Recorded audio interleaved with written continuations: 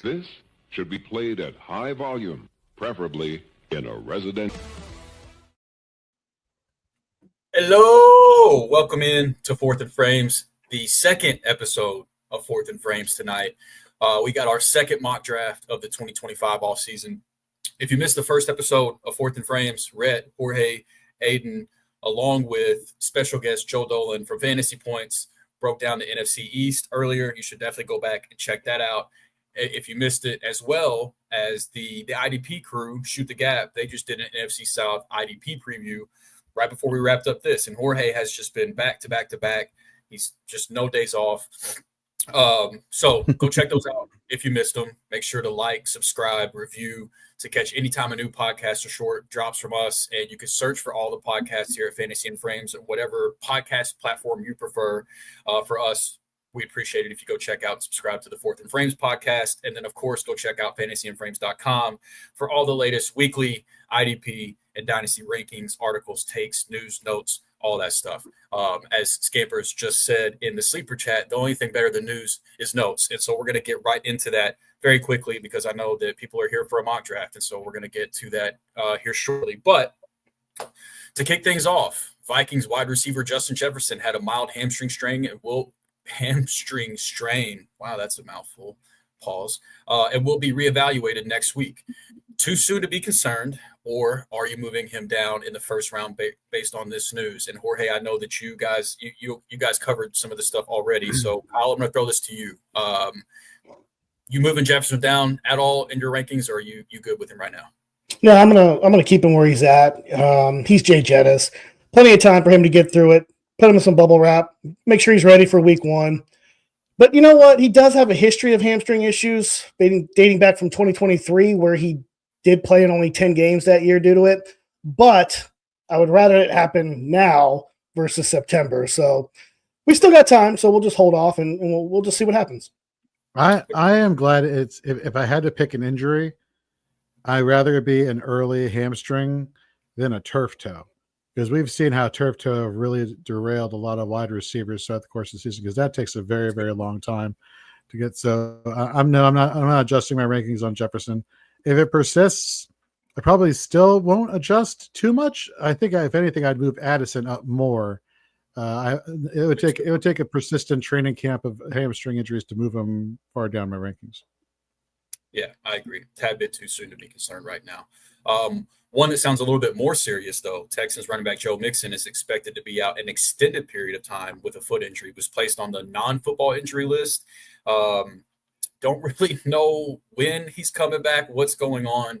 But Kyle, same thing with the news. Did you drop Mixon at all? Did you move up Nick Chubb at all? What's the rankings movement looking like off of the Joe Mixon news? So this one has me semi-serious concern here.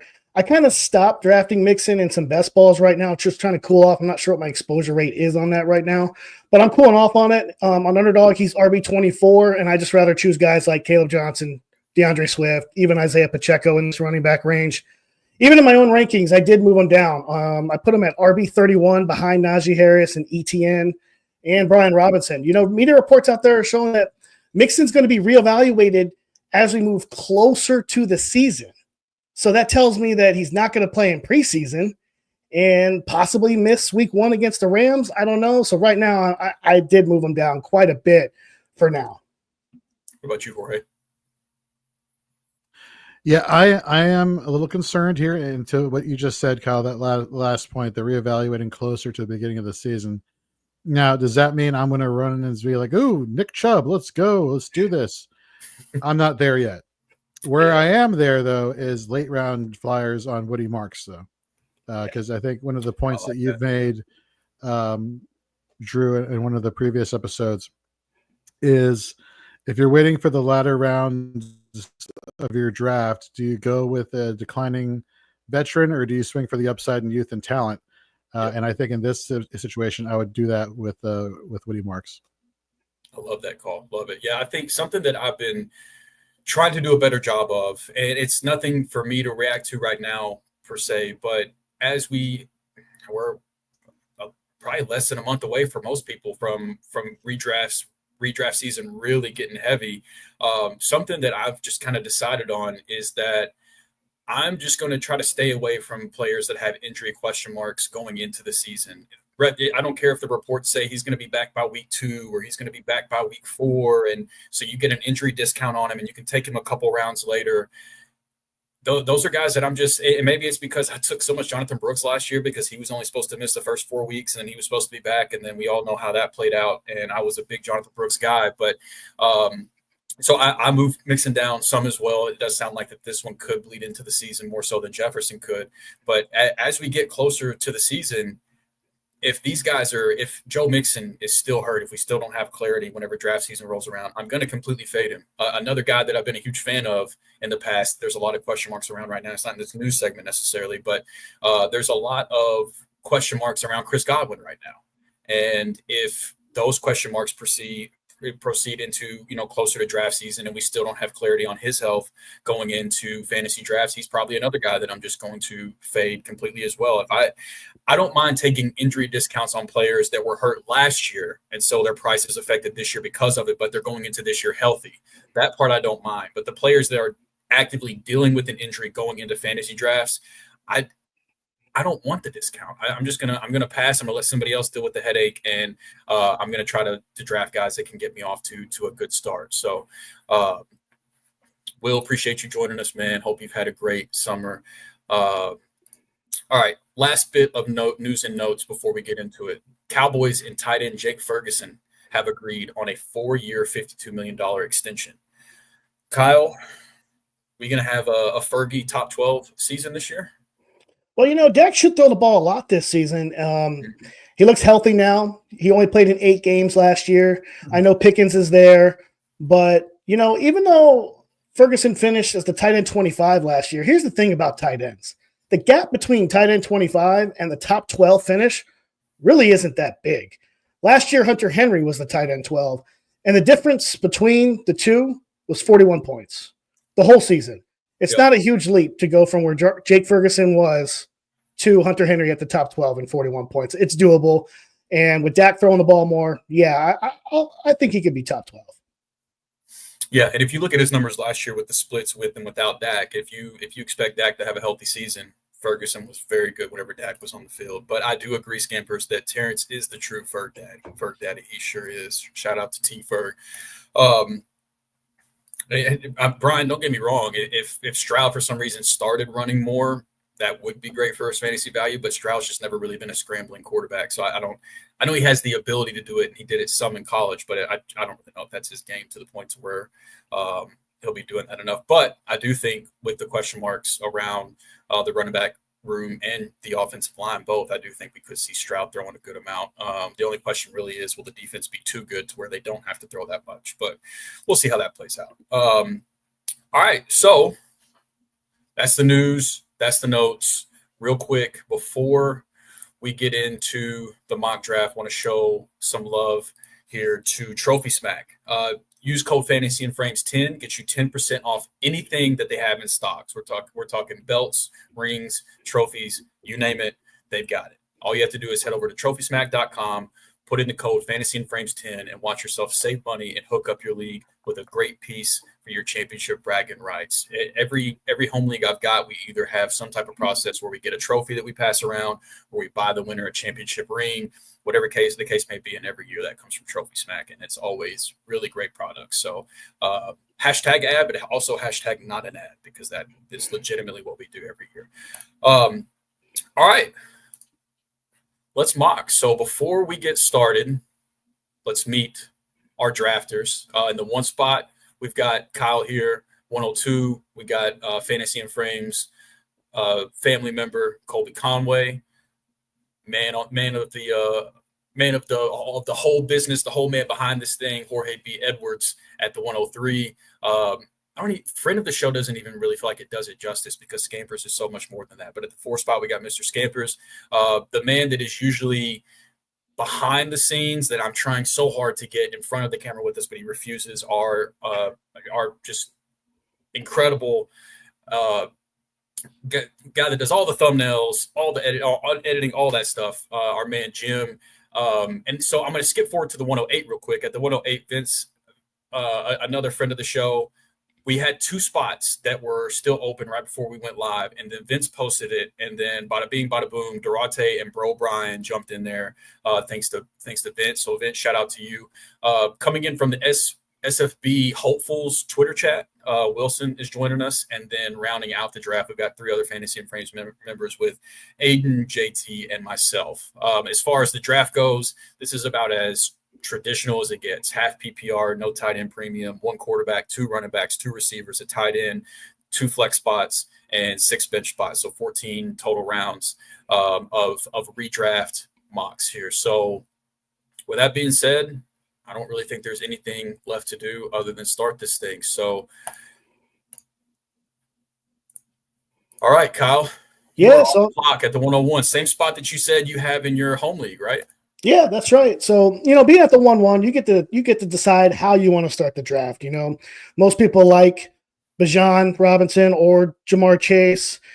Either way, you can't really go wrong here. I personally going to go Jamar Chase here. He's just too juicy for me not to. So, of course, Bijan's going to go too.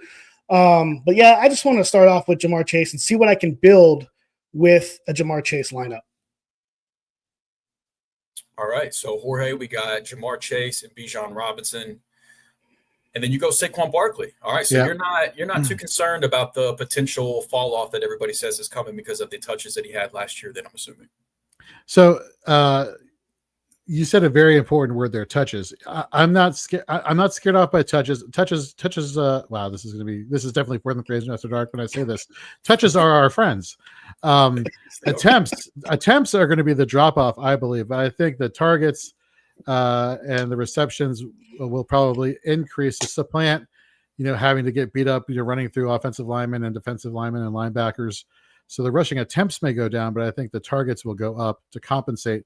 And at the end of the day, whether I'm getting yards receiving or getting yards rushing, yards are yards. And so I don't think we're going to see too much of a fantasy drop off, but maybe a rushing yardage drop off.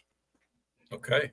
All right. And the Scampers clearly is not scared because he takes CMC at the 104. And I mean, look, honestly, if CMC's healthy and he has the role that we're used to having, we could very well look back and ask ourselves why we weren't drafting him at the 101. So the 104, yeah, that should be one of our T-shirts. After McCaffrey goes at the 104, we got Jahmyr Gibbs at the 105, Justin Jefferson at the 106, CeeDee Lamb at the 107, and Puka Nacua at the 108. So for the most part, you had the running backs that you would expect to come off the board, and now the receivers that you would expect to come off the board. I think this is where things really start to get interesting. And Wilson grabs Derrick Henry at the 109, and we'll see what falls back to me here at the turn. And I picked the back turn, number one, because it's just easier to draft in a turn whenever we're trying to host a podcast at the same time. But the second piece is I really like the receivers that are falling to the back end, and we'll see if I put my foot in my mouth here with the next 2 players that come off the board. But I don't really know if there's a way I can be upset with how the board can fall right now. And so I think that I don't play much best ball at all. So I do kind of rely on mock drafts like this to get a feel of where people are going and where I like to draft and things like that. But in the small amount of mock drafts that I have done, I really like the back end of the first round. But I say that to say, Kyle, Jorge, Kyle, we'll start with you. Do you guys have like if you can pick your spot in a redraft league right now, 12-team redraft league, you get to pick where you draft. Do you have a preference? Yeah, if I had a preference, I guess I would choose 1 only because it's the best spot to be at in a draft. I mean, you get the guy you want, and then you get, back-to-back picks there in the second and third, and you just continue that. It's mathematically, it's the best spot to be in, right? At the 1 spot for you to be able to build your team in a redraft. So I would take the 1-1. But what you just said, being in the back end, I mean, and I know you love Nico Collins, which I assume you took him there. You do get like you said, look at that pick, man. Malik Neighbors and Nico Collins back to back. I love that start for you, Drew. So being in the back there is a valuable spot to be at. Yeah, I agree. Jorge, you got a favorite spot right now in drafts? Yeah, if I'm going wide receiver heavy, I want the 12 pick. I want the back-to-back. I want the double tap there. Now, if I'm going running back, I'm okay with a 6 pick or a 5 pick, depending if I'm in a 12 or 10 man league. I'm actually not as big of a number 1 overall pick person because I think there is a drop off, especially at running back. that you're going to find once you get to picks 20 and 21 that I'm not going to be too happy having some of these guys be my RB1s for my team. It will be interesting to see how the back end of the second, front end of the third round plays out. So after Derrick Henry went off the board at the 109, you had Amon-Ra St. Brown and Ashton Genty, and then it got to me at the turn. I took Malik Neighbors, Nico Collins. I was hoping for I was targeting Genty, Neighbors, and Collins. I wanted two of those three guys, so I was happy with how that played out. JT started running back, which I don't hate, with Jonathan Taylor at the 202, Brian Thomas Jr. at the 203, Devon Achane at the 204, Brock Bowers at the 205, Josh Jacobs at the 206, AJ Brown at the 207, Lad McConkey at the 208, and then Mr. Scampers is back on the clock here at the 209 to see who he pairs with Christian McCaffrey. While he makes his pick, going to throw another question up. So Will already had a question asking, for the 101 in an IDP Superflex League, is it Ashton Genty? And we were in the comments and go Genty. Now he had a follow-up. At the 102, at that point, are you taking Travis Hunter, or would you go Hampton? So in an IDP league at the 102, what are you doing in a rookie draft, Jorge? So that's a great question. So again, it kind of goes back to my first comment that we don't know what the snaps are going to be at wide receiver / cornerback for Travis Hunter. Now, in a perfect world, if it was 60-40 or 50-50, it's not going to be 50-50. So it's either going to be 60-40 wide receiver, cornerback, or vice versa. I would still take, for the long haul in a dynasty, Hunter over Hampton at this point, just because I do want to think about the fact that on a lot of platforms, specifically on Sleeper, you get wide receiver points as your defensive back, and defensive back is normally for IDP a very fickle position where people tend to rotate those positions in and out from week to week just because of it being difficult to find consistency. Right. So yeah, that's where I would go in that situation. All right, and you are back on the clock for your third round pick. So Lad McConkey went to 208, like we said. Scampers took Kyron Williams at the 209, and then Drake London at the 210, Chase Brown at the 211, and then Kyle at the turn went Bucky Irving, and then T. Higgins got both of the Cincinnati Bengals wide receivers, and then Colby went Garrett Wilson, and then Jorge just took Trey McBride. So Jorge, I'm going to come back to you to talk about London and McBride, but before I do that, Kyle, talk to me about your turn at the 2-3 with Bucky Irving and T. Higgins. Yeah, so not a lot of teams there that I would take two receivers on the same team, but that is one that I would, having Chase and Higgins. Now, I will definitely avoid, I'll say it, I will avoid Joe Burrow because that's too much on the same team. Really? Yeah, in a redraft league, yes. Best ball, I'd be all over it, but redraft, it's too much. It's too risky for me.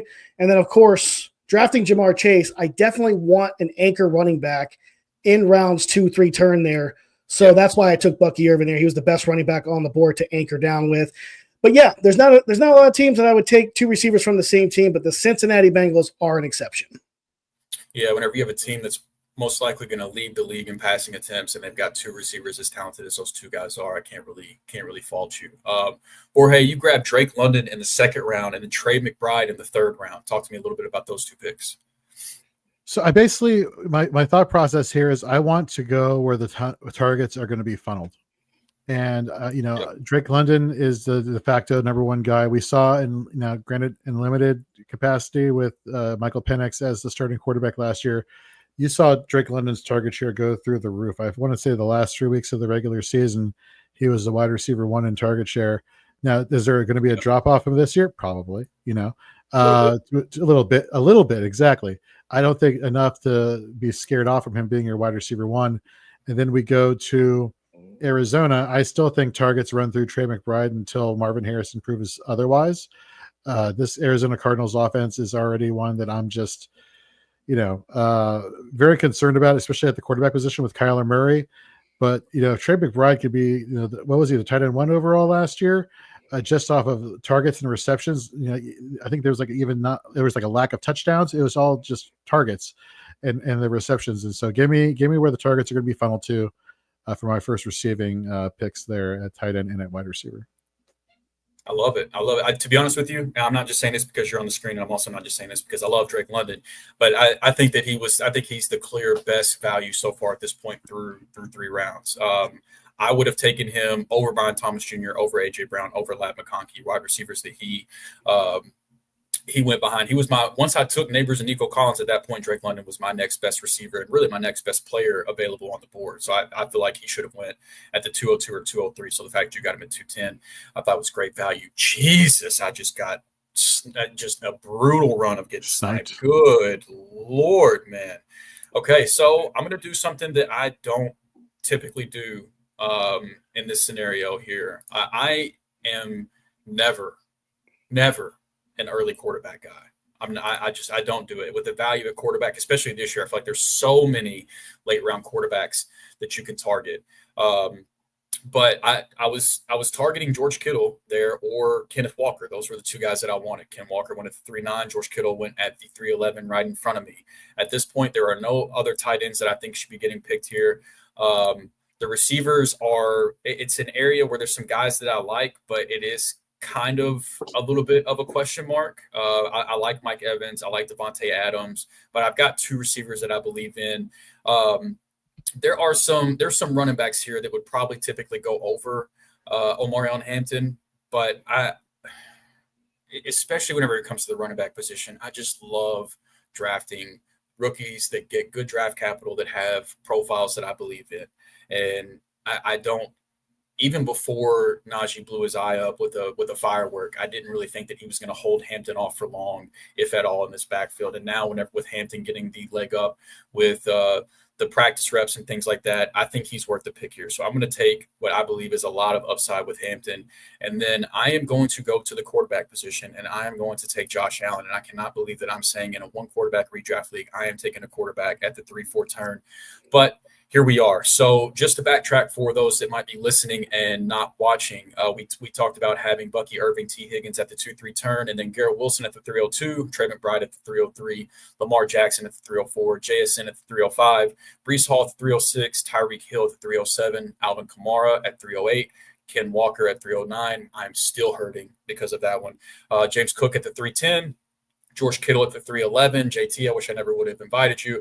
And then I took Omarion Hampton and Josh Allen at the turn. I still have Josh Allen as my QB1 going into this year, but I do think it's really one giant tier with Lamar Jackson, Josh Allen, Jayden Daniels, Jalen Hurts. If you told me any of those four guys was your quarterback one, I would not fight you on it. But Josh Allen has just been a model of consistency at the quarterback position over the last handful of years. And so I'm going to take the safety net there as far as that goes.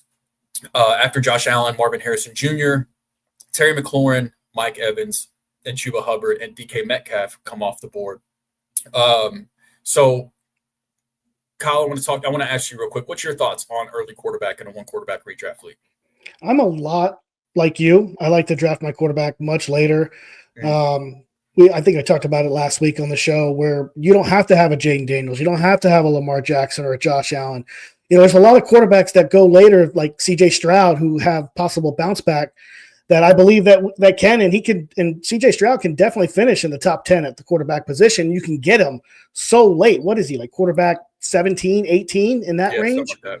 Yep. Yes, I love that.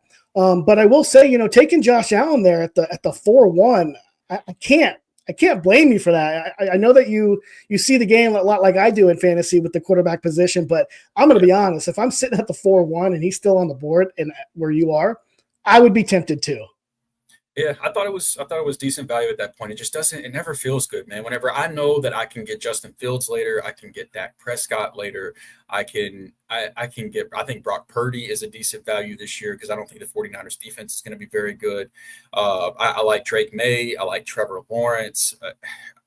There's just so many guys in a one quarterback league that I'm comfortable taking, but the way the board fell, I tried my best not to tilt too bad and try to do what I thought was the right move, but we'll see if it ends up being the right move. But we left off at DK Metcalf at the 406, Devontae Adams at the 407, Rashee Rice at the 408. I was really curious where he was going to go off given the uncertainty around if he's going to be suspended, things along those lines. But he could end up being a huge value there if the suspension isn't that bad.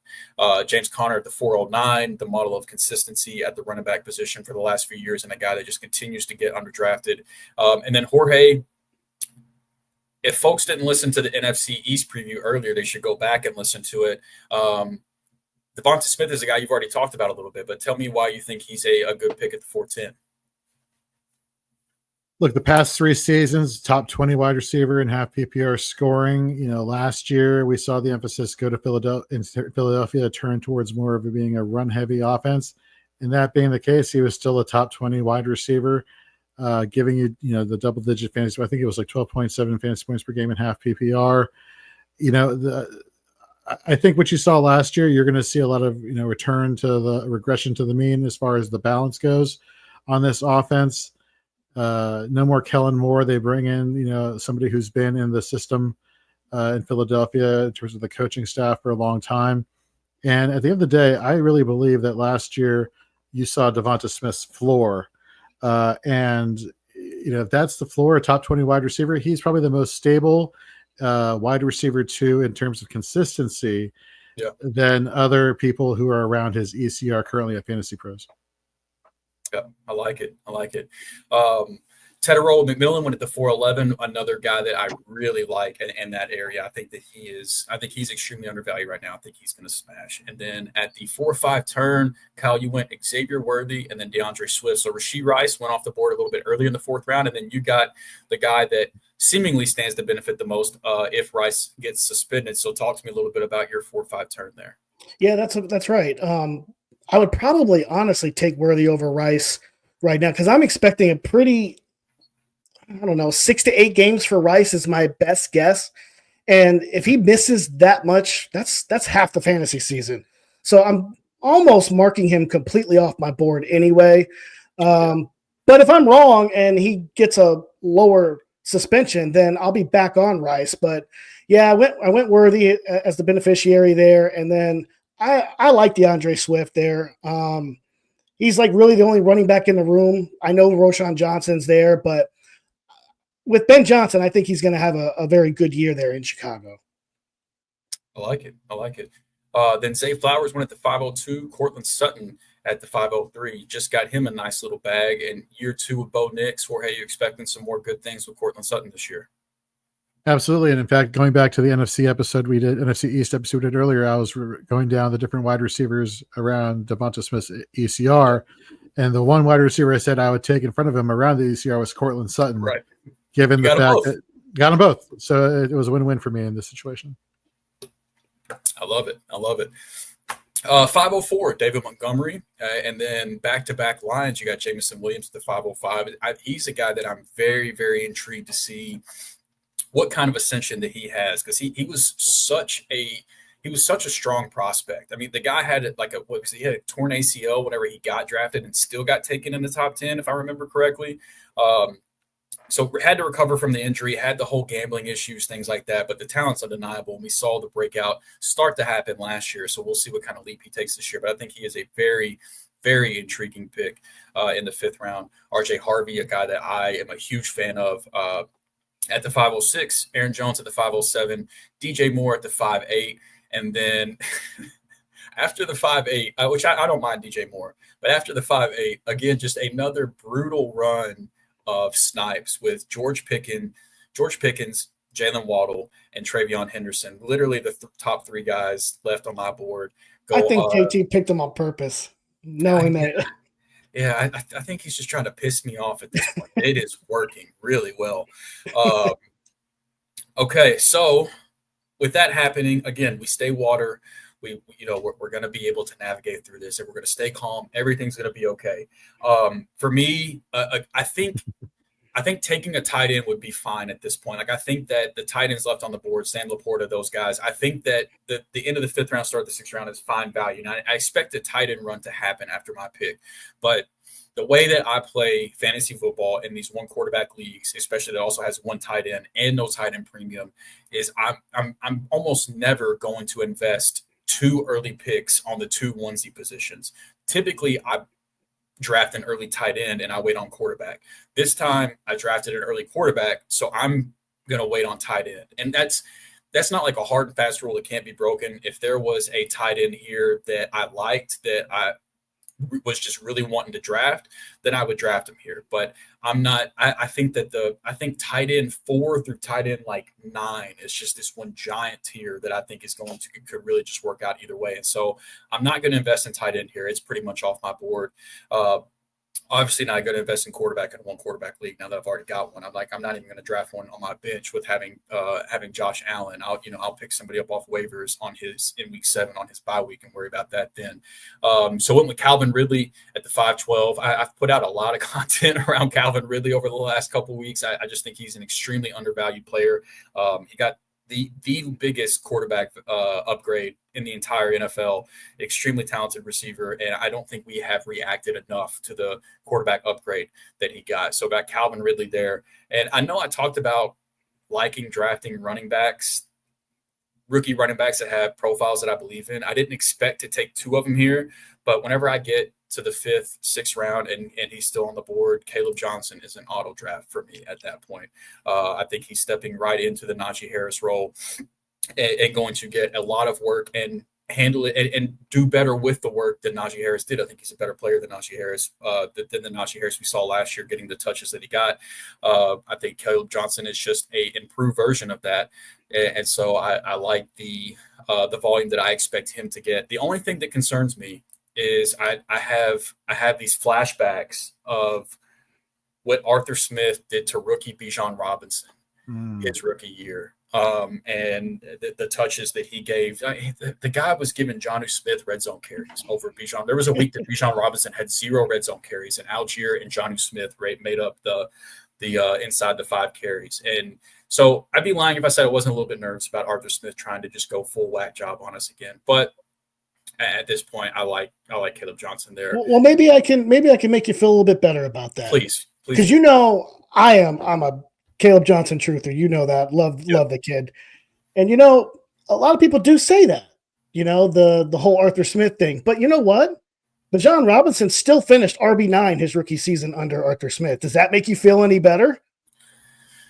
Makes me feel a little bit better. Yeah, like 1,300 all-purpose yards, And yeah, I don't think that Caleb. I like Caleb Johnson, but I also don't think he is the talent that Bijan is. And I don't think you're getting him. Does. But you're getting him in the 6th round. Right. I just if his touches if the touches get weirdly distributed the way that they did in Atlanta, I think Caleb Johnson will be efficient. I just don't think he will be able to be as efficient and as good as Bijan was, but at the 5-6 turn, I don't mind the risk at that point. So this is an interesting discussion because there is the whole we haven't seen it yet factor that comes with rookies, and it's a gamble that I don't mind taking. But it is a fair thing. And this was the next thing I was going to bring up. Jaden Daniels in the 6th is why I never actually take Lamar in the 3rd. It is also why I typically do not take Josh Allen in the 4th, because if you could have told me that, hey, you can pass on Josh Allen and take a receiver, I could have grabbed Devontae Adams or DK Metcalf right there instead, and then grab Jaden Daniels at the 5-6 turn, I would have been all about that. So at the 6-1, I took Caleb Johnson. Deebo Samuel went at the 6-2, Tony Pollard at the 6-3, Jaden Daniels at 6-04, Chris Olave at 605, Sam Laporta at 606, Isaiah Pacheco at 607, Jalen Hurts at 608. I think that's another great value. With the tush push still being around, maybe Saquon Barkley doesn't get tackled at the 1-yard line 20 times again this year, but they will find a way, and Jalen Hurts will find a way. Ho-hum, he is going to probably score 10 rushing touchdowns. And I think there's a world where Philadelphia throws the ball more this year as well. So I think Hurts at the 608 is incredible value, as is Jaden Daniels at the 604. Those 6th-round quarterbacks, great job. Jerry Jeudy at the 609, Jordan Addison at the 610, Stephon Diggs at 611, Romo Dunze at 612, and then Joe Mixon at 701. So, Kyle, you finally bit the bullet. You said it's late enough. I don't care about the injuries. I'm taking Joe Mixon here. So talk to me about Odunze and Mixon. Yeah, at this point, at the 7-1 for Mixon, he was the best running back to me on the board at this point. There's a big drop-off, in my opinion, coming up after Joe Mixon. So, yeah, I know he's dealing with that issue, but I'm just going to hope for the best here that, that things will get better by the time September rolls around. The Roma Dunze pick, I like him as a receiver. I just don't like. I got a lot of same team situations that I don't like to have, but I love Roma Dunze's upside there in an improved offense under Ben Johnson. So I had to pull the trigger on that too. Right. And then, Jorge, you continue the trend of just finding these guys that you like, that you talked about just a couple hours ago. You got Jordan Addison at the 6'10", and then Brian Robinson at the 703. So talk to me about those 6th and 7th round picks. So looking into Jordan Addison's legal situation, apparently he only gets a fine and probation in his DUI case. And so, per Sleeper, per RotoWire, there is a first-time DUI offense of a 3-game suspension.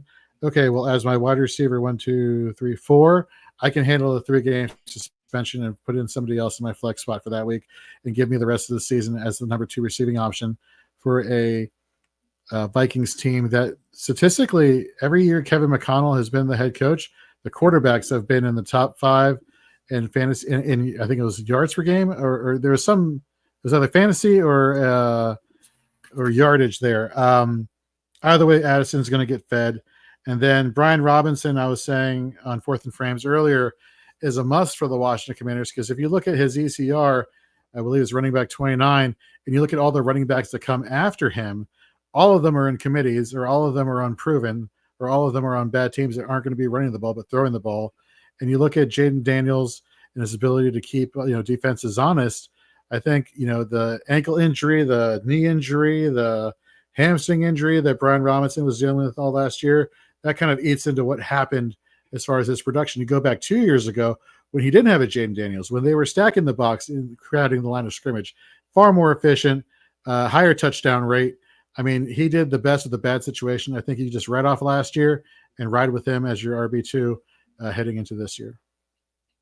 I like it. All right, so after the 6-7 turn, Mark Andrews went to 702, Brian Robinson Jr., as we mentioned, 703. Rookie Matthew Golden, the first wide receiver drafted in the first round in Green Bay since World War II, I believe is what they said. Ricky Pearsall at the 705, Khalil Shakir at the 706. Chris Godwin, another guy we just talked about at the 707. Jaylen Warren at the 708. Juwan Jennings at the 709. And then we're sticking on brand here on 4th and Frames. Aiden talked about Javonte Williams being the must draft in the Dallas Cowboys offense this year based on his current ranking in the Fantasy Pros ECR. And then he puts his money where his mouth is and takes him at the 710. And then we've got JT on the clock here at the 711. So while we're waiting on JT to pick, and then as I pick, Kyle, you and I were not able to be on the show. So what is your thoughts on the Cowboys backfield? Are you a Javonte guy? Do you want to draft any of them? What's your thought? How are you approaching the Cowboys running backs in fantasy drafts? Yeah, that's a really tough one. Really good question. He is one of those like last starting running backs right now that you can draft in a redraft. And right now he is the guy, but I do love me some Jadon Blue, man. He's a good little pass catcher. But I think Javonte will carry a bigger load than Blue. So, yeah, I would go ahead and just roll with Javonte, especially at this point in the game. If you need a running back there late, he's the guy right now. You just got to hope for the best. You know what you get out of Javonte. You don't really know what you're going to get out of Blue. So, I mean, he's mid, right? Wow. Wow, turning to the dark side, Kyle? You're going down the Drew red. Hanging out with Drew too long. He is mid, and mid might be being too kind. All right, so we got JT on auto draft, but I think he would have liked the pick. He might have even set a Q, to be honest, because that is a JT pick there, taking Josh Downs, which I don't mind. I think it's a good pick. So, all right, fellas, I don't mean to treat this like a rookie draft, but given the news that we have about Chris Godwin here recently, and just again, I've talked about Emeka Egbuka and what I believe, the belief that I have in him as a player. He was such an almost a perfect prospect. Whenever you just like analytically, whenever you look at what he did in college, how productive he was given the crowded receiver rooms. He was constantly finding himself in at Ohio State. He was always productive. I think he's going to fit seamlessly into this Tampa Bay Buccaneers offense. Mike Evans is up there in age. We don't know what to expect of Chris Godwin. I like Jalen McMillan. I think he's a fine player, but I think Ibuka will have no issue earning snaps over him as well. And Baker Mayfield has just been having hard eyes talking about Emeka Ibuka so far in camp. And so I think that he's in for a good start to the season right off the rip. Typically, we're waiting for rookies, like we're waiting for their post-bye breakout, the second half breakout. I think Ibuka could be a really interesting case where he's just productive from the jump. And he's not your typical rookie either. He's extremely experienced. He was not an early declare. But I think that he's in for a great start. And then, Kyle, you mentioned Javonte Williams being possibly the last starting running back left available. I'm going to take who I think is the actual last starting running back left available, and a guy that I called a value on our AFC South preview in Travis Etienne. I know it's sick to say, but I still believe in Travis Etienne, the talent. Prior to him getting injured last year, the first 3 weeks he didn't look bad, dealt with some injuries weeks 4, 5, 6, and then just the rest of the year really seemed odd. But I think between Etienne, Tank Bigsby, and Bayshall Tootin, I think that Etienne is still the most talented running back in that offense. It wouldn't surprise me if Tootin ends up taking the reins down the stretch, but I think at least to start the year, Etienne will be the guy. All right, Joe Burrow finally goes off the board at the 802, and so now I want to talk to Kyle about this here in just a minute, but TJ Hockenson at the 803, Jacoby Myers at the 804. So, Kyle, I understand the thought process, but I want to run this by you and see your thoughts. I know this isn't best ball, so I know just because you have Chase and Higgins doesn't mean you have to take Joe Burrow. But in my mind, if you're going to take Chase and Higgins, you're pretty much saying that you expect Joe Burrow to have a really great year, right? So, like, with that thought process in mind, do you think he would have been somebody worth taking at the 6-7 turn, or is it just one of those things where you just don't want to put all your eggs in one basket? Yeah, I still don't regret it, but here's one regret that I do have is maybe I should have went McBride instead of Higgins, and then I could have definitely paired up Jamar Chase with Burrow. That would have been fine. But I definitely I don't regret if I took Higgins and I took Chase. I don't want to put all my eggs in that Bengal basket having Joe Burrow as well, because Joe Burrow's shown that he's not necessarily the healthiest quarterback either. You know, he has been dinged up and banged up before, so yeah, I don't regret it. But if I had one regret, it would definitely be maybe swapping out Higgins for McBride. And then I would have gone Burrow to pair up with Chase for sure. Actually, I like that call out. I completely agree with you. I think that that's really good. I think that's a good reflection on your part, and I didn't think about that until you said it. But that's kind of been if Trey McBride makes it to the 2-3 turn, I don't want to take him in the second round necessarily, but if I can take him right there at the end of the second round or the beginning of the third round, I'm doing that all day. So I thought, again, Drake London, Trey McBride at the 2-3 for Jorge, I thought was just an incredible turn. Okay, so Joe Burrow goes off the board at the 802, TJ Hockenson at the 803, Jacoby Myers at 804, Najee Harris at 805, Tyrone Tracy at the 806, Cooper Kupp at 807. God, I saw my first camp highlight of Kupp in a Seahawks uniform and wanted to just bury myself in a hole and die. It broke my heart. Ramondre Stevenson at the 808. Let me get that 808. Jaden Higgins at the 809, Bo Nix at 810, Jordan Mason at 811, and Kyle is back here on the 8-9 turn. And so I'm not going to throw any questions your way just yet. I'm going to let you make your picks, but you got Cam Scatterbo, and then you took your quarterback. You got That's right. It's late. Yeah, at the ninth round quarterback, which I don't mind at all. So talk to me about the New York Giants rookie running back, and then Pat Mahomes as your QB1. Yeah, I like Cam Scatterbo a lot. I believe that, I think Tracy's going to probably start off as the RB1, but I still think even if Tracy is that RB1 there in New York, I think Scatterbo is going to get a lot of goal line, a lot of red zone looks there. He's stocky. He's built for it. I think, and Tracy's more of a passing back there. I like Scatterbo maybe to be a little goal line, red zone kind of running back, but I think he could also take on some series as well. And then, of course, Patrick Mahomes, I'm high on him, and getting him here in the 9th round. I need a quarterback. It's a good time to get Patrick Mahomes. I believe in the bounce. I guess it's a bounce back for Patrick Mahomes. I could say that. Yeah. For fantasy purposes, absolutely. Yep. Yeah, it's a bounce back, and I know his ADOT was really low because Rashee Rice is like kind of the dink and dunk guy, but I've said it before that Andy Reid's made it a point where he wants Patrick Mahomes to push the ball more down the field. I actually believe that because they're showing it now in practice. You're seeing him throw the ball down the field to Worthy. So I believe they're going to get back to that. And if he does, then I wouldn't be shocked if Mahomes has another 5,000-yard season and finishes quarterback one.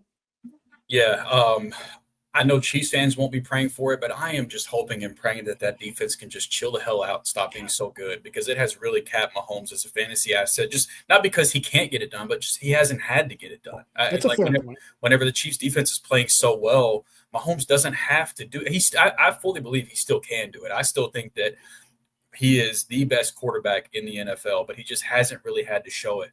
Holy son of a – I knew the tight end run was coming. Okay, so Scatterbo, Patrick Mahomes at the 8-9 turn, take Bigsby at the 902, and then Jorge took Michael Pittman at the 903. So you got your quarterback in Bo Nix at the 810, and then got Michael Pittman at the 903. So talk to me about that a little bit. Yeah, when things finally clicked for Bo Nix, they clicked in a big way. We saw his emergence. We saw Cortland Sutton's emergence. There was a period of time last year when the conversation of who would be Rookie of the Year was being had between Bo Nix and Jaden Daniels. That I didn't say it was a long period of time, but there was a period of time. So, for me, I just love the upside in Bo Nix, and I believe in this offense. I believe what this Broncos team is doing. I think the Broncos will have one of the best defenses in the NFL, and with the additions that they've made on offense, I feel that the offense is definitely going to be in the top 16 there. So I'm definitely a fan of this. And so, yeah, and then as far as Michael Pittman is concerned, like you go back to his performances in terms of, or I shouldn't say performances, but his looks going his way. 2021, 129 targets, 22, 141, 23, 156, last year, 111 with a broken freaking back. He was still the number one option on that Colts team. I get it. I love Josh Downs too. He's super efficient. He does great work when the ball's thrown his way. But even last year with a broken back, Michael Pittman still got more targets than Josh Downs. That should just tell you how much he is a funnel monster for targets. Doesn't get you a lot of touchdowns, mind you. Okay. So it's really yardage and target volume that goes his way. And yeah, I know he's got the groin injury, but the dude did all that with a broken back. He can handle a groin injury. Just give him some time off and he'll be good to go. Yep. So the tight end run that followed your pick was just absolutely fucking brutal. Travis Kelce at the 904, Evan Ingram at the 905, David Njoku at the 906, and then Baker Mayfield at the 97, Jaden Reed at the 908, Tucker Kraft at the 909, Marvin Mims at 910, and Travis Hunter finally off the board at 911. I don't care about the unknown. I think 911 for Travis Hunter, given the talent that he is, the draft capital he got, that is great. There's no way, no offense, Aiden, but there's no way I'm taking Marvin Mims over Travis Hunter. There's no way I'm taking Jaden Reed over Travis Hunter. I'm sorry, guys. I think he's just too good of a talent to pass up in that area. But I know there's unknown. He's a rookie. I get that. I do not care as much about players being rookies if you look at the way that I have drafted and the way I'm about to draft. Spoiler alert, I'm about to take another rookie because I really like Trey Harris out there as the wide receiver too for the Los Angeles Chargers. And I don't want to just keep taking rookies, but people are really scared to take rookies in redraft, and they always seem to fall to me, and I'm just going to continue to take them. I wanted to take a tight end here. My regret now, very clearly, I should not have taken Travis Etienne at the 801. I should have taken Evan Ingram, who was my tight end 4. But I did not expect all of Kelce, Ingram, and Njoku and Tucker Kraft to all come off the board. Tucker Kraft is kind of the end of a tier for me. I think he's probably my favorite breakout tight end this year. All the underlying metrics are really great. His tackle breaking metrics. He has the athletic ability. He just has to get more work. And given how productive he's been, I don't know how they don't eventually give him more work. But so I'm not going to take a tight end at this point because basically everybody but me in the league has a tight end, and there's nobody that I love at this point. So I'm instead of going late round quarterback, I'm going to be going late round tight end. Clearly, as far as that goes. Now the question is, do I want to go with another receiver? I think that Brandon Ayuk could be interesting at this point. I mean, we're talking about a guy that's going to be my third player on the bench, and I've got some question marks on my team, clearly, with some of these rookies, and I think that Brandon Ayuk, he's not going to he's going to be at 0 to start the year, right? But whenever he does come back, I do think that he could get some work. So I'm going to take Brandon Ayuk right there at the turn. Quinshon Judkins, I did consider. There's a lot of unknowns there, and I feel like I already have enough rookies. But I did take Quinshon Judkins. But I wanted to go back. There was a question up here, or not a question, more so of a statement. Jacoby Myers, hella slept on still. Don't disagree with that statement. 12 spot, which is me. Wide receiver core would have been set week to week with Myers, especially instead of Ibuka dice roll. I don't completely disagree with what you're saying. I just think that this is a difference in philosophy. I just think that we play fantasy football a little bit differently. Jacoby Myers is fine. I feel like Jacoby Myers is just a pick you make if you want to finish in 4th place. And Emeka Ibuka is a pick that maybe it doesn't work out, but if he does hit, is a pick that could possibly win your league where he's there. And so if you're more into safety and consistency, absolutely, Jacoby Myers makes a lot more sense because he's always been steady. He's like the new Tyler Lockett. Like every year he's going to outperform his ADP, but I don't know if it's you're going to be super, super excited that you're starting week to week. Like, is it really that exciting to get 8-9 points in your flex spot every week? And I think Ibuka offers more than that if he does hit. But again, I understand there's question marks. I understand that there's differences in how we play. And I know that not everybody likes taking rookies in redraft. And I completely understand that. Truly, rookies scare the fuck out of me in redraft. Fair. It's fair. It really is. I completely understand that. After Quinshon Judkins went at the 10-2, Jaden Blue went at the 10-3, Zach Charbonnet at the 10-04, Darnell Mooney at the 10-05. I don't know what his deal is with, like what the injury is, what's going on with that. But if it doesn't end up affecting him, Darnell Mooney in the 10th round is going to be a great value. J.K. Dobbins at the 10-06, Justin Herbert at the 10-07. It's another great option to wait on quarterback and get Herbert in the 10th round. I know there's some question marks about how much are they going to throw, given the fact that they drafted Omarion Hampton and that they have Greg Roman and Jim Harbaugh there in the coaching staff. But Herbert is a great talent to bet on. Rashad White at the 10-08. I think that's another great value. Rashid Shaheed at the 10-09. Luther Burden finally made an appearance in camp. So that excited me, obviously, as the guy that loves drafting rookies. And then Christian Kirk at the 10-11, Tajay Spears, and Dalton Kincaid at the 10-11 turn. So, Kyle, talk to me about your 10-11 turn here. Yeah, so you pointed out earlier with Brandon Ayuk, and then maybe you could probably put Darnell Mooney in the same tier as Ayuk maybe, but that's the drop-off right there. That's a pretty big drop-off after that. I still don't even like the receivers that are on the board right now. I needed a tight end.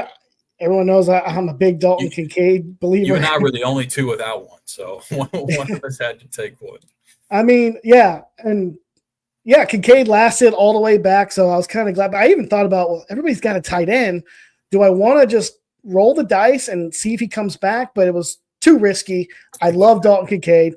He's got that, top 5 tight end upside, in my opinion. There's no reason that he cannot lead this Buffalo Bills in targets. I've said it before. He's dealing with receivers like Keon Coleman, Khalil Shakir, and, I do like some Palmer there, Joshua Palmer, but come on, man. Dalton Kincaid, he could lead. He should be able to at least be tight end 2 or be the second in targets on the Buffalo Bills. And Tajay Spears here this late. Need a running back. I believe they're going to use him a little bit more than they did. And look, I need some little bit of running back depth there behind Joe Mixon because I'm not sure what's going to happen with that. So I wanted to definitely stockpile a couple of running backs just in case Mixon doesn't go to start off the season. Yeah. And if it makes you feel better, Dalton Kincaid would not have made it to you. I don't think stacking and redraft is a necessity, but at the point, if he would have made it to the 11-12 turn, I would have happily stacked Kincaid with Josh Allen if he would have made it back. So he would not have made it back to you. Keon Coleman goes at the 11-02, Dylan Sampson at the 11-03, Jerome Ford at the 11-04, Jalen McMillan at 11-5, Isaiah Garindo at 11-6, Jack Besh at 11-7, Kyler Murray at 11-8. Man, I was taking him a lot earlier than that. last year, and it did not pay off. But at that price, it's really hard to be mad at it. Rashad Bateman at the 1109, Rico Dowdle, I think a very underrated handcuff and a guy that could eat into Chuba Hubbard's workload a lot more than people are expecting and are going to like once the season plays out, if it plays out the way that it will. So we got JT back on the clock at the 11:11, and then I'll be on the clock for my 11:12 turn. He takes Ray Davis at the 11:11, another great handcuff, I think, at this point. While I make my picks, Jorge, talk to us about your recent turn at the 10:10 and 11:3, where you invest in a couple high upside rookies with Luther Burden and Dylan Sampson. Yeah, whenever your head coach compares you to Amon-Ra St. Brown, you got to start paying attention. You even have to start paying attention to that when he is your let's see, hold on one second. 1, 2, 3, 4, 5, 6 wide receiver. So definitely I love the upside there with Luther Burden. We saw what he could do in college. Ted McMillan may have been a top 10 pick. I think Luther Burden should have been in the first round. Just because I just love the talent. And then Dylan Sampson. And it's funny because Jerome Ford went right after. I think Dylan Sampson is not as talked about as much as being like a receiving option out of this backfield, whether it's going to be Judkins, whether it's going to be Ford. I think he's going to be that pass catching back. And so the fact that we're seeing some camp videos and camp reports of him being both utilized as a running back and a receiver, whatever gets him on the field, man, whatever gets him contributing at this point in the draft, for me, I want the upside. Definitely chasing upside at this point. Smart. I like it. Vince was drafting it with us from the A spot and accidentally clicked leave draft. That's all right, Vince. We will not hold it against you. We did have a Rashad Bateman sighting, which got my blood flowing in all the right places. You love to see that. So we had Rashad Bateman at the 11:9, Rico Dowdle at the 11:10, Ray Davis at the 11:11, like we said. Then at the 11:12 turn, I tried to take a couple veterans to balance out all this rookie love that I had. I took Nick Chubb at the 11:12. Look, there could be a world where Nick Chubb is just absolutely cooked. Like it's not like he looked great whenever he did get on the field last year, but given the question marks around Joe Mixon and the fact that I think it will probably be just some type of combination of him and Woody Marks in that backfield, I'm willing to give one of the former best pure runners that we've seen in the NFL the benefit of the doubt at the back end of the 11th round. And then Jake Ferguson, I'm not going to lie, I was very tempted to take another rookie at tight end, but I felt like that this roster probably needed a little bit of stability, and I'm very big on Dak Prescott this year.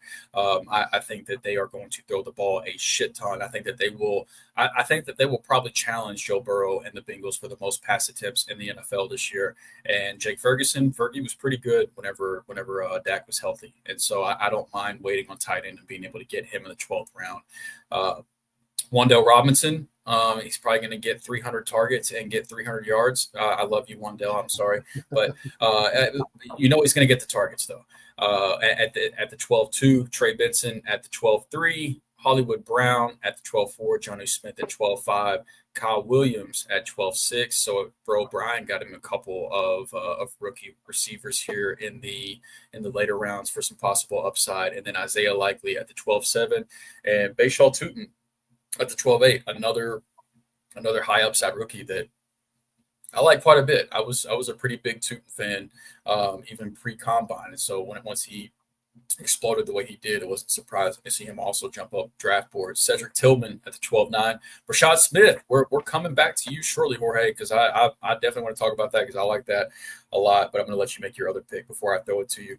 Rashad Smith at the 12-10, and then easily, by far, this right here, folks, is the reason why in most leagues, typically, I would not take an early round quarterback. I would not be drafting Josh Allen in the third round or the fourth round, or early fourth round, because you can get Justin Fields at the 12-11 in a 14-round draft, a guy that has been a top 10 quarterback the last 3 years that he's been a starter, in the weeks that he started, and on a points per game basis, he has been a top 12 quarterback. And I don't see really any threat for Justin Fields to lose that starting job this year. Like I understood last year there was a lot of risk because the Steelers were able to look at Russell Wilson and say, we can turn to this guy if things get out of hand.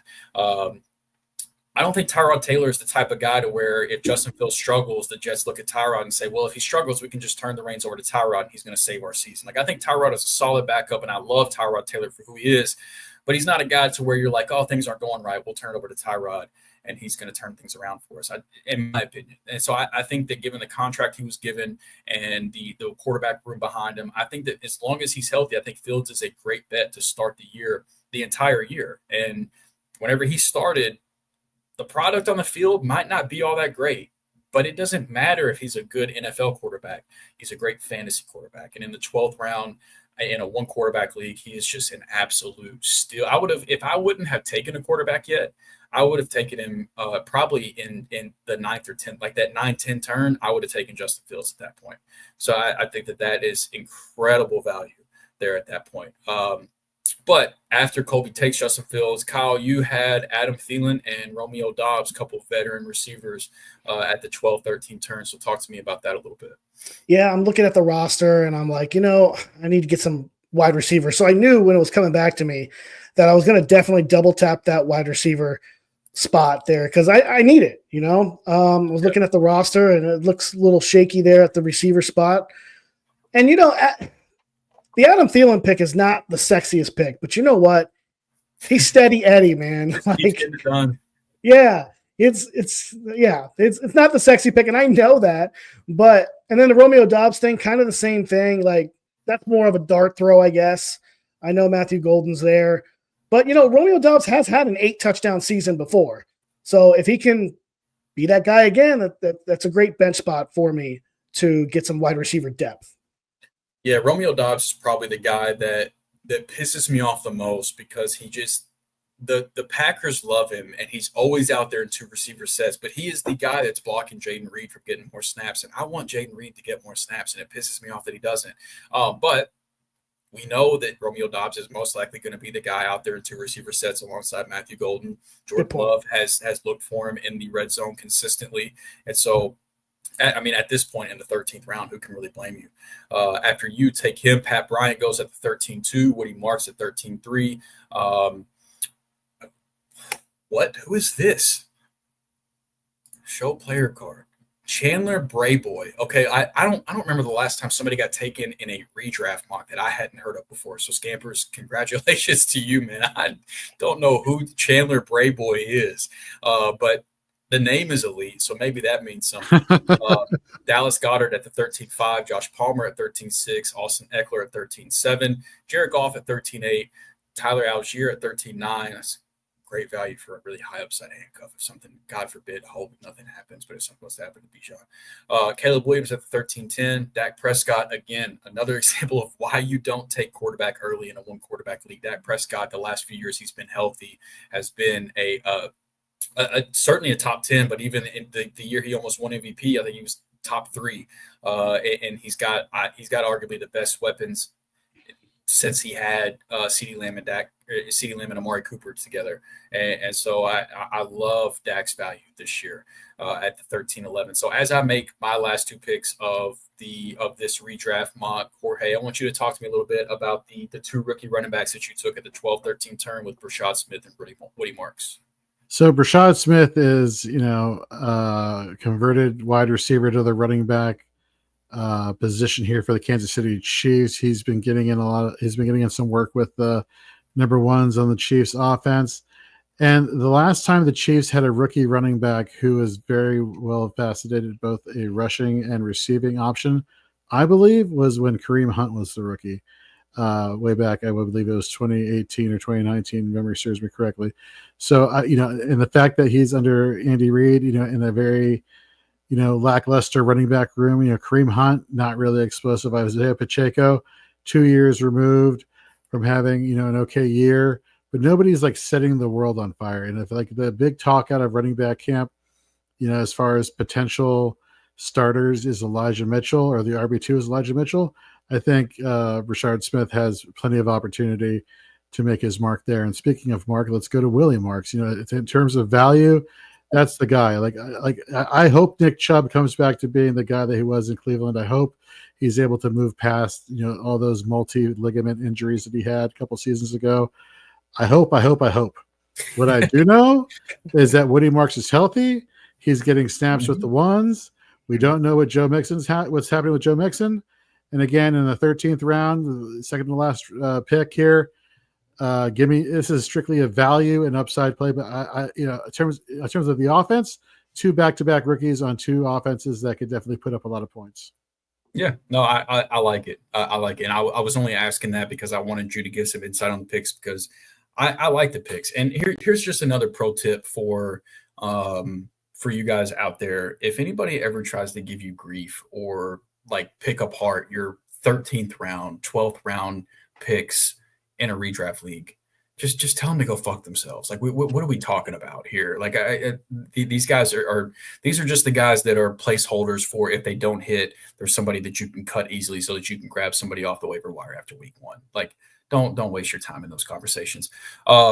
So after Dak Prescott went off the board in 13-11, I took Tyler Warren at the 13-12. I went with the patented yin and yang tight end strategy that Andrew Cooper, friend of the show, has popularized and brought to the eyes, which is to me a great strategy. So I took the consistent veteran in Jake Ferguson in the 12th round, and then the high upside rookie that I was thinking about taking at the 12-01, I was able to get a 13-12 in Tyler Warren. And then Taj Brooks, I know Zach Moss got cut. I thought that Taj Brooks was going to be the clear RB2 anyway, but now that Zach Moss is out of there and we only have 47-year-old Samaje Perine in the backfield with Taj Brooks, I think that he is the clear handcuff to Chase Brown. And if Chase Brown's snaps were to come down, Taj Brooks will likely be the beneficiary of that. And so that was my little dart throw there. Colson Loveland at the 14-2, that it was between Warren and Loveland for me there at the 13-12. Will Shipley, another really good high upside handcuff at the 14-3. I know that Joe Dolan talked about him today on the NFC East preview a couple hours ago, so go back and check that out. Wilson took Keenan Allen at the 14-4. I think that that's really interesting because as soon as he does eventually sign somewhere, he will not be getting drafted in the 14th round. So I think that that's a great grab there. Jalen Wright at the 14-5. Bro Brian wanted to instill the championship mentality on his roster, wanted to make sure that he knew that his team meant fucking business, and took Tom Brady at the 14-06. Jalen Royals, if Rashee Rice does get some type of suspension, Jalen Royals is he's not the exact type of player Rashee Rice from a talent standpoint, but he is very similar from a skill standpoint to where he could possibly go into that Rashee Rice role if Rice does get suspended to start the year. So I don't hate that as a dart throw either. Jim took Cole Kmet at the 14-8. So I didn't even see that. Of course he did. Cole Kmet, top 12 tight end season, loading. Shout out Ben Johnson. And then Quentin Johnston at the 14-9. Zach Ertz at the 14-10. Again, Jorge putting the money where your mouth is from the NFC East preview earlier today. Another high upside rookie, this time at the tight end position at the 14-11 with Elijah Arroyo, should have an opportunity to make his mark there in Seattle with Noah Fant no longer there in the tight end room. And then, Kyle, you closed us out with Pop Douglas at the 14-12, who has, by all accounts, looked great in camp so far. I mean, he's probably the most established receiver in the Patriots receiver room if you don't count Stephon Diggs. I mean, like, Diggs is obviously the most accomplished receiver in that room, but he doesn't have the rapport with Drake May just yet. So I think that, hey, if we come out week 1, Douglas is the most productive New England Patriots receiver after week 1. Would anybody really be that surprised? And then maybe you can turn around and flip him for a nice trade piece there after he pops off in week 1. So there you have it. 14 rounds in the books, and that is our second redraft mock of the year. So let's bring this down a little bit. Let's take a look at some of these teams before we get out of here. I want to give you guys a second to think about this. So I want you to pick out either your favorite team, your favorite value pick, however you want to go about it. We're not going to go. We're already an hour and 10 minutes in. It's almost midnight on the East Coast, so we're not going to go through and grade every single one of these teams. But I want you guys to take a gander at the board, pick out your favorite value, your favorite team, your favorite build, whatever the case may be, and let me know what you think. And so I'm going to go first. to give you guys some more time, and because I already know my answer because I've already talked about it. And again, I promise you guys, I'm not getting an extra cut under the table because of this. I'm not getting a pay raise for greasing the wheels of my boss. But Jorge, I got to tell you, man, the value you got at the second and third round with Drake London and Trey McBride, my God, that is just a masterclass right there at the 2-3 turn. I loved everything about that. And I thought that I wanted to be at the back end of the draft going into this. But if you can tell me I can pick at the front end. Now, I'm not super concerned about Saquon, but I am a little bit concerned.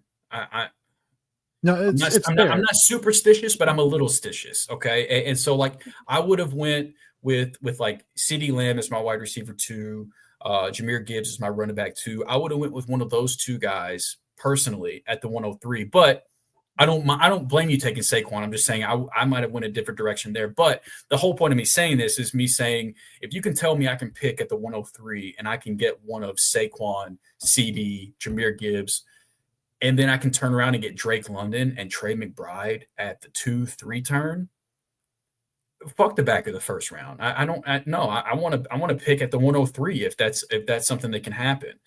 So I loved the way that you handled that 2-3 turn. I thought that you got great value and took what the board gave to you. And I thought you handled that masterfully. Kyle, you got a favorite pick, a favorite team, a favorite build, something that stands out to you? Yeah, you're talking about Jorge's team. I like Jorge's team overall. It looks really, really good. Barkley, London, McBride there in the third. I don't know in my home leagues if I'm going to get McBride that late. Devontae, Sutton. Yeah, I like his overall build. It looks fascinating to me. Pick-wise, I'm going back to that. And this is a surprise for me, right? Because he was a bust for me when we did the AFC South.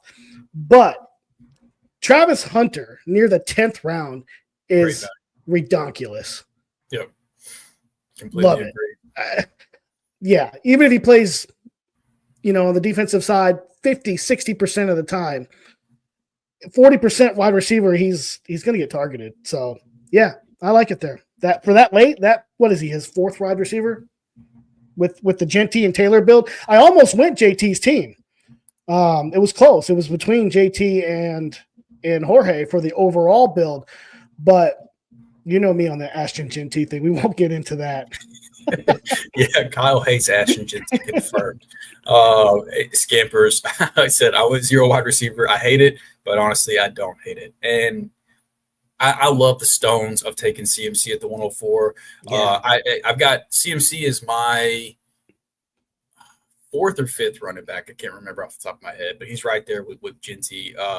There's some receivers I like more than him, but I don't mind where you took him. I really don't. I think we very well could end up looking back and saying, what the hell were we doing letting Christian McCaffrey fall to the back of the first round?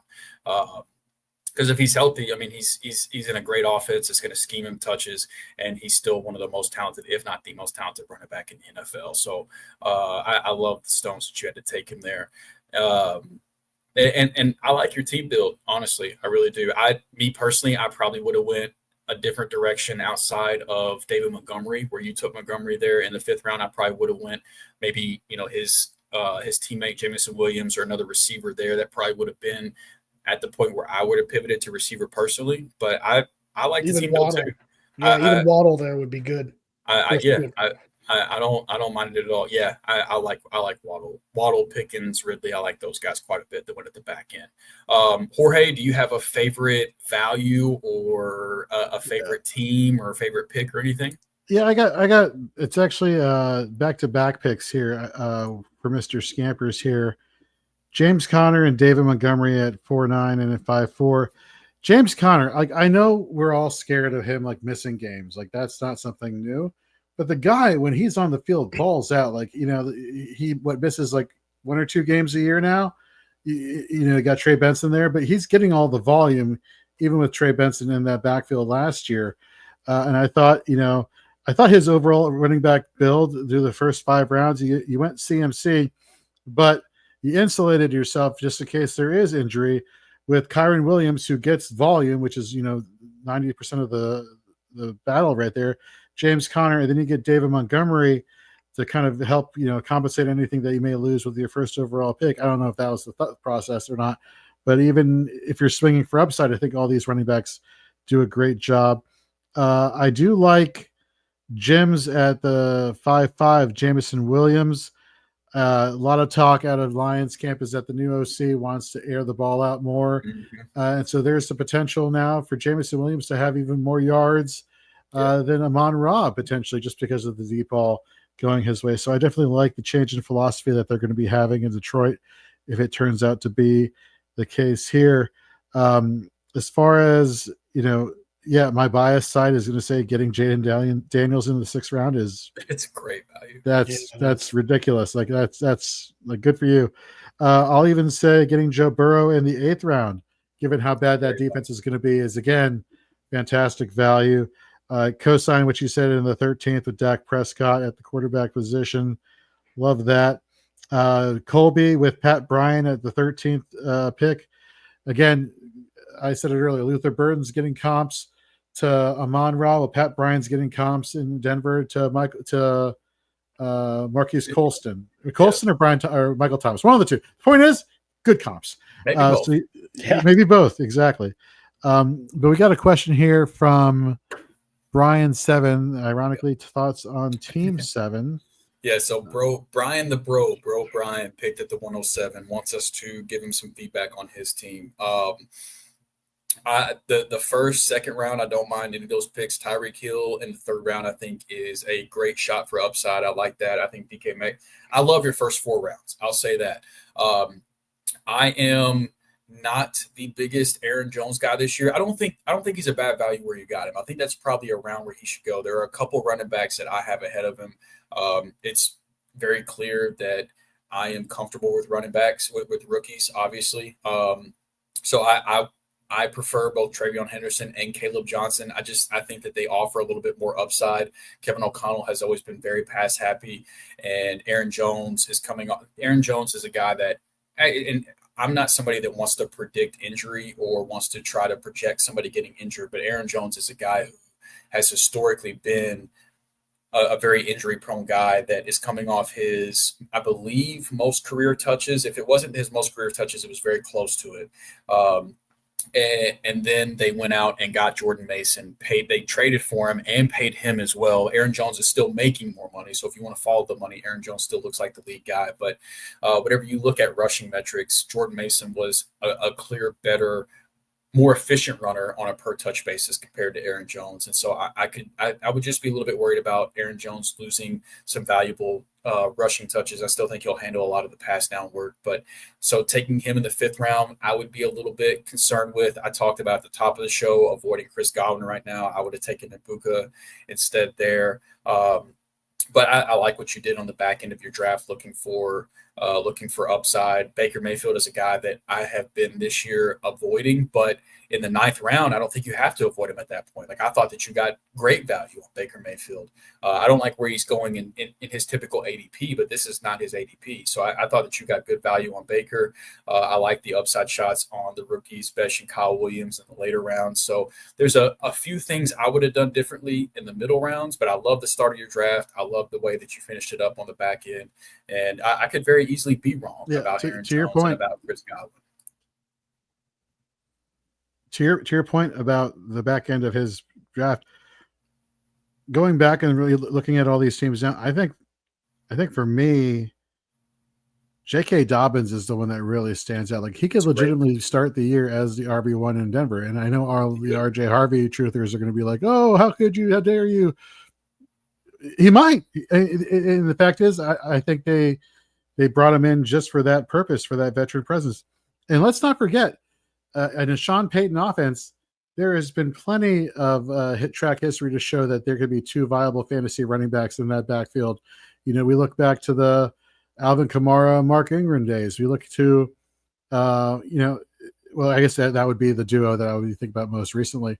So, you look at RJ Harvey and what he can do in the passing game. We look at J.K. Dobbins, what he can do as a first and second down back. So, yeah, I like J.K. Dobbins for somebody who could potentially be your starting running back in the 10th round. I thought that was a very good pick right there. Yep, I like it. I agree.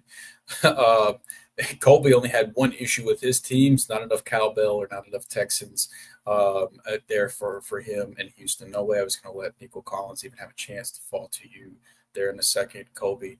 And then Aiden, again, another prime example of why you don't have to draft quarterback early in a one quarterback league. The fact that you have Caleb Williams as your QB7, you're able to get him in the 13th round. I don't have him as my QB7, but I still agree that 13th round is a great value there. And then he said we talked about how he took Javonte. I'm just going to go ahead and take both Dallas running backs. One of them has got to be productive at some point, and that's not a bad point. And where you took Jaden Blue, it's if they come out the first couple of weeks and his value is non-existent, then you can cut him easy peasy, and there's nothing lost there. So I think as a whole, I think you drafted well as well, Aiden. Okay, so we do have a question in the chat here from Ryan. How do I draft with the 101 while keeping Nico in the second and McBride in the fourth? And so I have some thoughts on this, and then you guys let me know if you disagree or what you think. As far as the 101 goes, to me, that's a two-player discussion. It's Jamar Chase or it's Bijan Robinson. I don't think you can go wrong with either of those guys. Knowing that you have Nico Collins in the second, if you want to grab one of those elite running backs, and it sounds like this is a keeper league, Bijan Robinson might not be even in the conversation. He might already be being kept. Same with Jamar Chase. It's tough without context, knowing who the other keepers are, things like that, to know who you can take at the 101.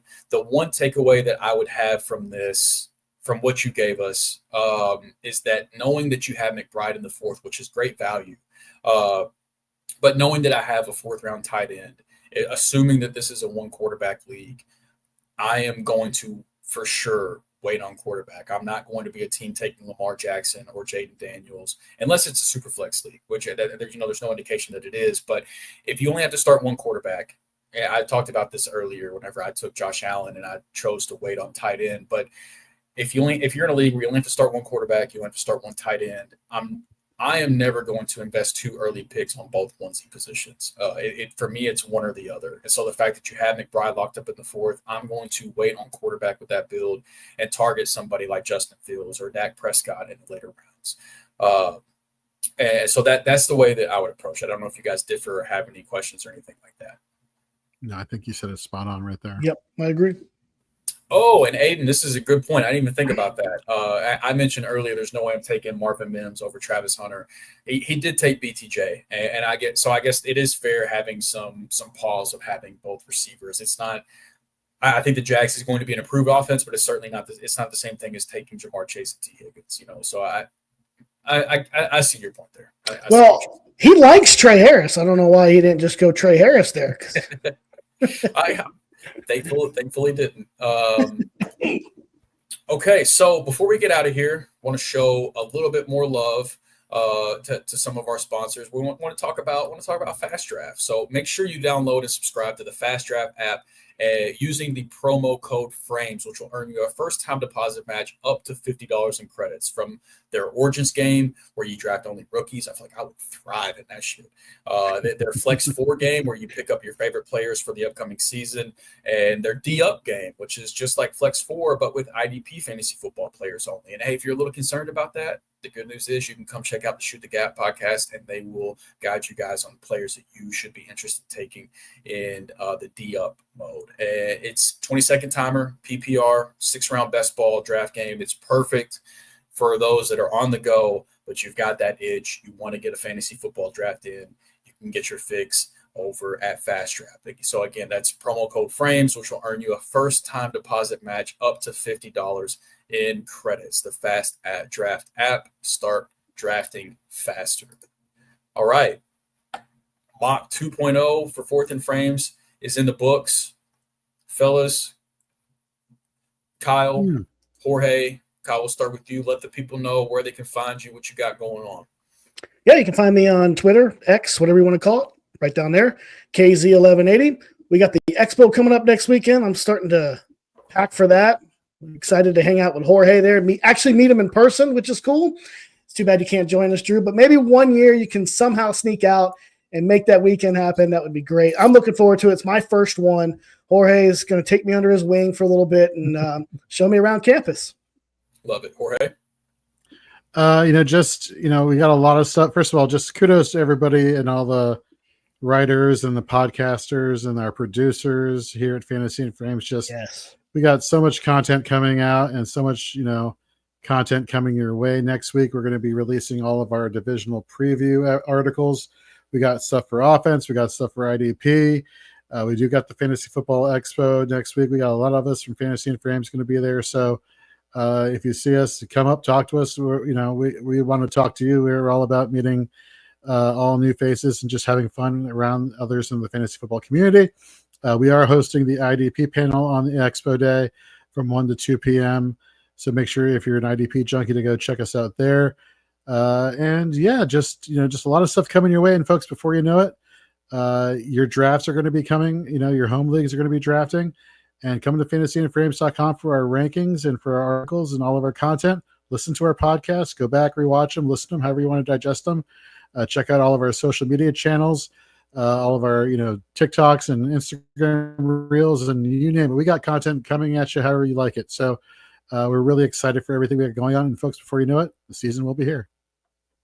Absolutely. Like Jorge said, make sure to go check out at Fantasy and Frames. Go check out our Twitter account. Go to fantasyandframes.com. Check out all the content, rankings, everything that's there. I'm on Twitter at Drew3Amar. I'm currently working on an NFC West fantasy football preview that'll be coming out in the future for in article format, something that I've been slacking on lately, but I'm going to get an article out. You took the words out of my mouth, Scamper, something I was sitting here thinking about listening to these guys. I already am starting to have FOMO of not going to the expo.